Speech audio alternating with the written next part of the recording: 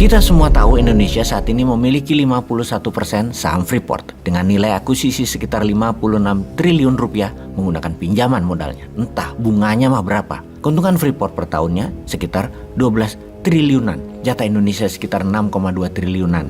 Dengan bunga pinjaman, maka modal kembali dari investasi kira-kira 15 tahunan. Oke, pintel dah, pintel. Transaksinya di luar negeri. Mudah-mudahan nggak ada yang ngentit mengambil komisi receh ya. Dari funder atau dari uang pinjaman, nggak ada yang ngambil komisi kecil-kecilan. Mudah-mudahan nggak ada orang tengah yang bebelah di tengahnya. Pas transaksi, mudah-mudahan juga nggak ada yang dapat fee transaksinya ya. 56 triliun tuh kalau ada fee transaksi lumayan juga. Mudah-mudahan jujur semua ya yang bertransaksinya ya.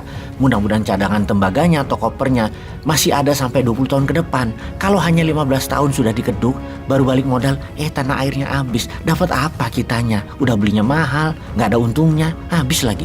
Tapi mengambil Freeport kan terlihat nasionalis. Juga hal ini sudah terjadi. Coba bayangkan dengan rencana Newman ketika ditanya dulu, setujukah mengambil saham 51% Freeport? Maka jawabannya Newman adalah, mengapa ngambil saham? Ambil saja benefit dan konten kopernya tersebut. Oke, mungkin banyak sahabat yang kurang paham apa maksud isi dari tembaga tersebut. Kita jelaskan. Kita semua tahu Freeport bukan tambang emas, tetapi tambang tembaga. Pada saat tembaga itu dipisahkan dari non-metal atau slag, maka hasilnya adalah heterogen mineral yang bernama copper concentrat. Hasilnya copper concentrat ya, inget lo ya, tembaga bukan gold concentrate. Copper concentrate tadi dikirim ke pabrik smelter. Ingat ya sekali lagi, hasil smelter harusnya adalah logam homogeneous. Tapi benar hasilnya adalah copper cathode. Masih copper ya. Lalu dari copper cathode diproses lagi jadi anoda slim. Nah kira-kira begitu deh, canggih ya kira-kira. Pertanyaan kita, mana emasnya? Maka anoda slim tadi dikirim ke luar negeri untuk dimurnikan, di-refine. Proses refining ini jadi benda yang namanya platinum, jadi benda yang namanya emas, jadi benda yang namanya koper, bahkan ada uraniumnya. Ini yang jadi pertanyaan kepada sahabat semua. Emasnya tidak pernah kita dapat. Kita hanya menghasilkan koper, tembaga, pajaknya ya pajak tembaga.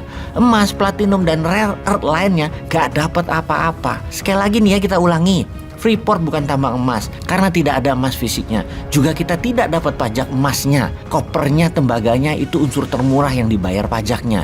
Yang precious metal gak dibayar. Dan ini semua dibikin oleh pejabat yang gak paham beginian. Termasuk akademisi, orang yang makan sekolahnya. Dibikin bingung sehingga tambang tembaga Freeport dibilang tambang emas. Kita ingatkan lagi sekali lagi biar bosen sampean. Begitu juga di tambang timah, tin atau SN atau stanum. Yang dibayarkan hanya timahnya saja. Unsur rare earth yang ikutan seperti thorium misalnya keangkut gak pernah dibayar. Jutaan ton kali sudah keluar dari Pulau Bangka.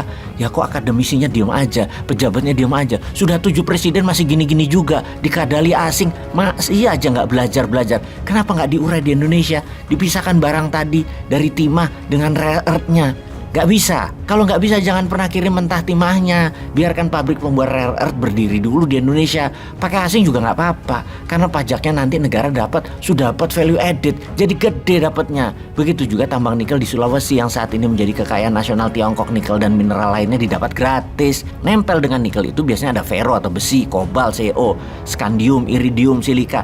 Yang dengan alasan apapun dikatakan benda itu masih belum stabil kata Bayern ya.